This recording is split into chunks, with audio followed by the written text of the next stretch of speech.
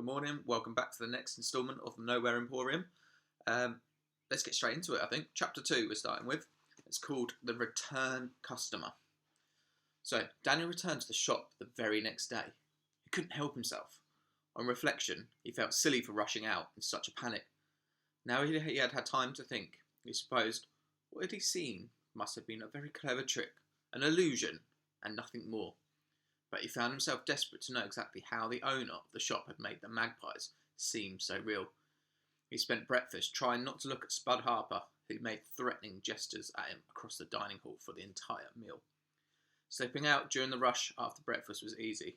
Lost in the flow of the crowd, Daniel darted along the kitchens, where the back doors were always open,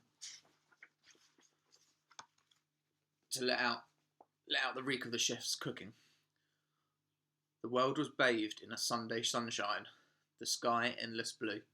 Daniel retraced his steps from the previous trip, passing the butcher shop, breathing the smell of sawdust and raw flesh. Found himself back in the gargoyle-lined street. For a moment he was worried he had dreamt the whole thing, but then he saw the black bricks glistening in the light of the sun, and a grand arched doorway and a golden sign, the Nowhere Emporium. The close sign was still displayed on the door. Daniel stared at it, arguing with himself, knowing that he shouldn't try to enter. His hands trembled as he reached for the handle. The door was not locked. He pulled it open and felt a warmth spilling from the shop. Inside, it was exactly as he had left it. There was no sign of the owner, no hint of the silver birds. Daniel examined the column of books where the magpies had landed. Then, treading softly, he made his way towards the red velvet curtain, to the spot on the floor where the birds had fallen and smashed into rubies. The light in the place was dim. He had to drop to his knees to inspect the floor. Not a single ruby anywhere. The velvet curtains flapped, and Daniel found himself staring at a pair of grey, leathery shoes. He looked up into the eyes the colour of angry thunderclouds. The eyes did not leave him, not even for the briefest moment. Silence. The shop owner's brow frowned. He rubbed at his temples. He opened and closed his mouth several times, but no words escaped. He blinked, turning around and retreating through the curtain. Then he poked his head back into the shop as if to check to see if Daniel was really there. Eventually he burst through the curtain and stood inches from Daniel, stooped over so that they were eye to eye. He smelled like the pages of an old book. "How can I help you?" he said. His voice was calm, but the look in his eyes suggested that a storm was erupting somewhere in his brain. Daniel said, "I just wanted to have another look around. Is that okay?" The man craned his neck so that his face was even closer to Daniel's. He narrowed his eyes and whispered, "You remember this place?" "Yeah, I was only here yesterday." The man grabbed him by the wrist and rushed him over to the desk. "Have a seat," he said, pushing Daniel into a wooden chair, sitting himself on his desk. He pressed the palms of his hands together. "What do you remember?" he said. "Tell me exactly." I remember everything. The books and the mirrors and the clocks, meeting you, the silver magpie." The man held up a finger to quiet Daniel. His eyes were darting round the place. "How is this possible?" he said. "I'm sorry?" said Daniel in confusion. "Have I missed something? How is what possible?" The man leapt to his feet. Which children's home are you from?" he asked. "St. Catherine's," said Daniel. "It's only a few streets away." The man nodded. "Have you ever noticed strange things happening around you? Lights flickering, mirrors smashing, that sort of thing?" "No. Why?" "No reason," said the man with a casual wave of his hand. Then he grabbed Daniel and pulled him from the chair, ushering him towards the door. "Listen, Daniel Holmes. We are closed, as the sign on the door so clearly states, so I think you should be toddling off home now." But, and with that, Daniel was pushed out into the street, completely stunned by what had just happened. On the other side of the glass, the owner stared at him for a moment, and when Daniel blinked, he was gone. Daniel began to try to back down the street, his hands in his pockets, aiming kicks on the occasional stone. If he had looked around the corner, if he had looked around at the correct moment, he might have noticed the door on the Nowhere Emporium opening a fraction, and an ashen hand tossing two silver birds into the air. He might have even noticed that these birds flew from rooftop to rooftop, perching on stone angels, watching his every step as he made his way back to St. Catherine's. Interesting. Maybe that's a scene that you could draw. Like I said, I'd like to make a big display in my classroom once this lockdown is over, so that we can have lots of scenes doing it. So if you fancy that challenge, please do take a picture and send it to me. Chapter 3. Ambushed. The thing about Spud Harper was that he never let anything go. Anytime he had a grudge, no matter how small, he'd carry it along for as long as it took to get even. As long as it took. Daniel knew this. Everyone did. It might have escaped Spud once, ducking into the Nowhere Emporium, but he'd been looking over his shoulder ever since. Daniel didn't leave St. Catherine's at all over the next few days.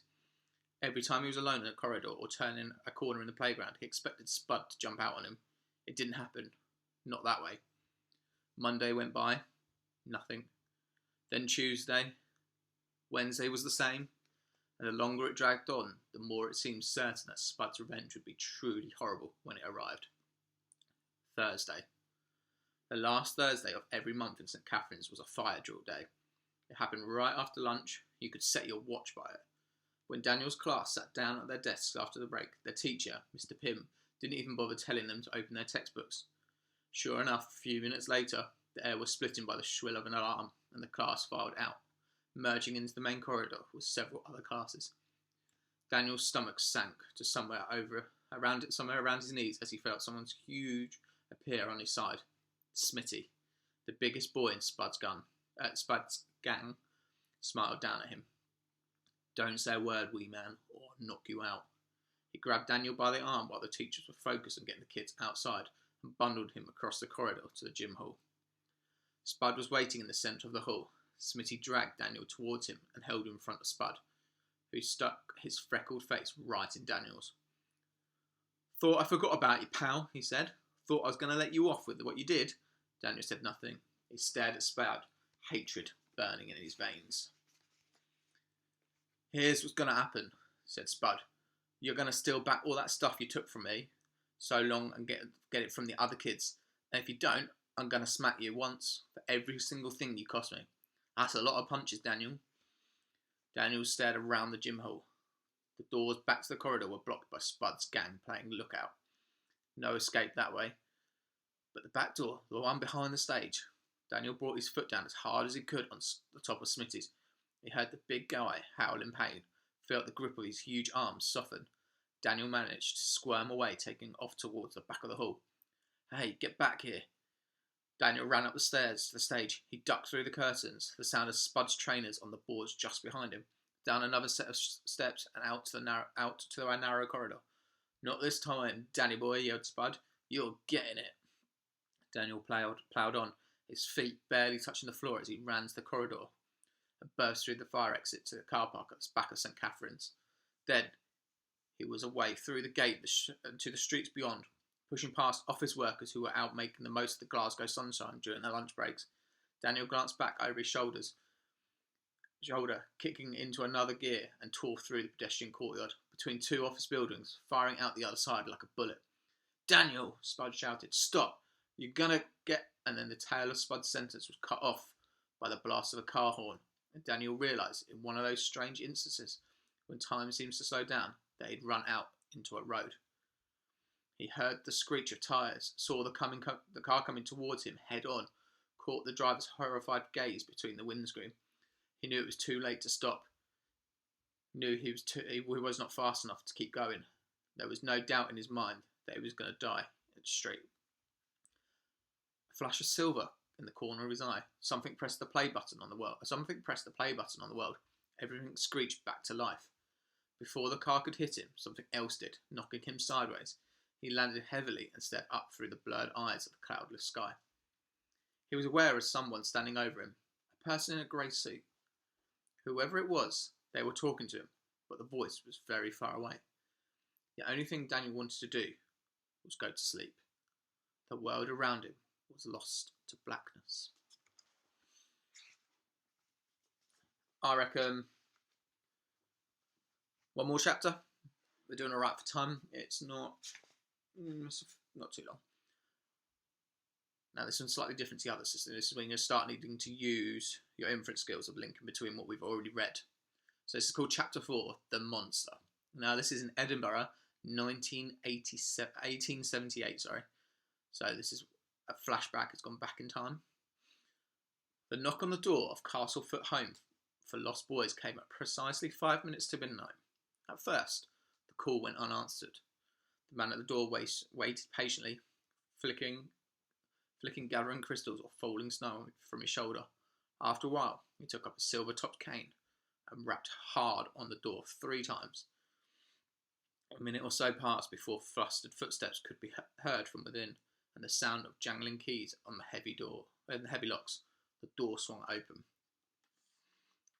The man inside was wearing a nightgown.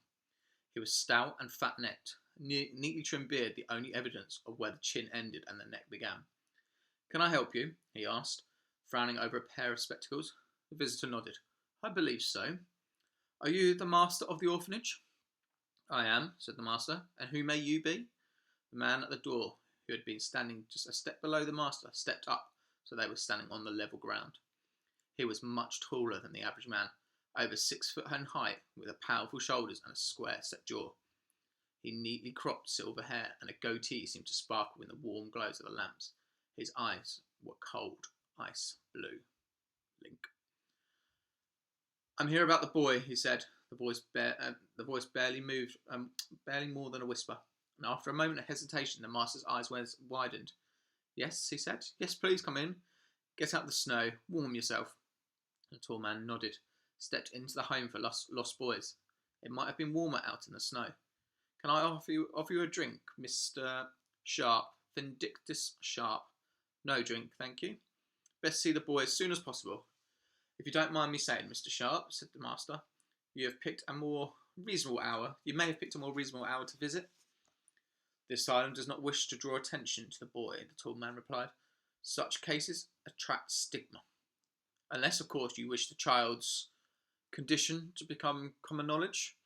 The master shook his head. No, this will do fine." "Very well," said Vindictus Sharp.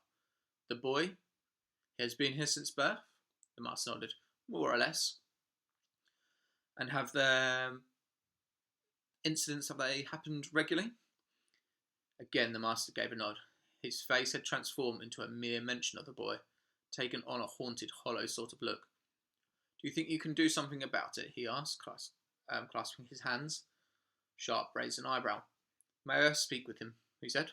The master picked up a lamp and led Vindictus Sharp through the entrance hall to a caretaker's office, where he picked up a large key from a hook on the wall. After this, they walked a passageway adorned with grand portraits of previous masters and beneficiaries of the home. "Watch your steps," said the master as they began descending a dark, twisted staircase.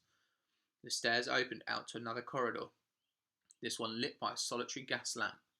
The place smelled of dirt and damp and dirt, and faintly of disinfectant. "You keep him down here?" said Sharp. The master, who was a pace or two ahead, turned. His face was a white mask of shame. "We had no choice," he said. There was almost a way of apology, he added. "He is very well fed, and he is let out into the open air once a week. There are many children in the city who have it much worse." Sharp did not answer. They reached a door at the end of the corridor. The master took the rusted key and placed it in the keyhole. It was stiff. It took him a few attempts to open the lock. He reached for the doorknob, but Sharp's gloved hand blocked him. "I think I'll take it from here," he said. The master stared for a moment. "Alone? Are you sure?" "You are welcome to wait here," said Mr. Sharp. "But if I am to evaluate the boy, then yes, I must speak with him privately." In spite of the cold, the master wiped a bead of sweat from the end of his nose. "Very well," he said. "If it's necessary, I suppose. But I will be here by the doors, should you need me." Vindictus Sharp's mouth twitched.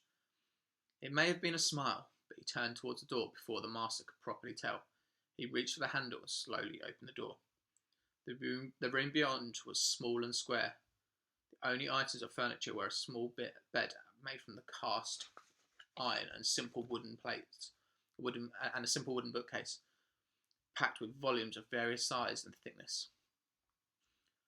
At the foot of his bed sat a boy. He was perhaps 10 years old, scrawny almost to the point of being skeletal, with a mop of ragged wild hair. At first he glanced, Sharp thought him unremarkable, save for his eyes, which were the angry grey of a thundery ocean sky. Sharp closed the door in the master's peering face. His gaze returned to the child. "Are you here to take me away?" said the boy. Sharp brushed a smudge from the silver handle of his cane. "That depends," he said, and indicated the bookcase. "You like to read?" The boy nodded. "I love it. The words let me go somewhere else in my head, away from here." Vindictor Sharp scanned the contents of the bookcase. There were some children's stories there, among Alice's Adventure in Wonderland and Treasure Island, but there were also books that were there not for children. "You've read all of these?" he asked, tapping the complete works of Shakespeare with his cane. The boy nodded. The tall man bowed his head. "Impressive. Tell me, are you aware that the master is scared of you?" The grey of the boy's eyes seemed to deepen and intensify. "Everyone's scared of me, and they should be." "Why might that be?" asked Sharp. The boy fixed him with a cold stare. "Because," he said, "I can do things that they can't. I can do things that nobody can. They all call me a monster." Vindictor Sharp's face remained as blank as the walls. "Show me," he gazed. The boy's gaze travelled to the bookcase. At once it began to tremble. Several books tumbled to the floor, and then one of the books, bound in the green leather, shot away from the shelves as though it had been thrown. But this book did not hit the floor. Its opened pages and began to flap, and then the book circled over Sharp's head like an awkward bird. After 30 seconds or so, the book thundered to the bare stone floor. Sharp's face remained calm. The boy could see that something in his eyes had changed. "Everything all right in there?" came the master's voice from the hallway. Neither the boy nor the tall man answered. "Why aren't you scared of me?" asked the boy. Sharp said nothing. For the first time, the boy was aware of how strikingly blue his eyes were. Without warning, every remaining book on the shelves soared into the air and began to circle around and swoop the room, never colliding, though there were many of them. The boy's mouth fell open. He watched and watched until Sharp glanced towards the bookcase, and in a few seconds they were back in exactly the spot they had previously occupied. Vindictor Sharp flattened out a crease on one of his leather gloves. His blue eyes met the grey eyes of the boy. "I'm not afraid of you," he said, "because I am a monster too." A doctor from the city's asylums arrived at the orphanage the next morning. He had been called upon to evaluate one of the boys, a child who had been involved in unexplained and unoccasional violent incidents.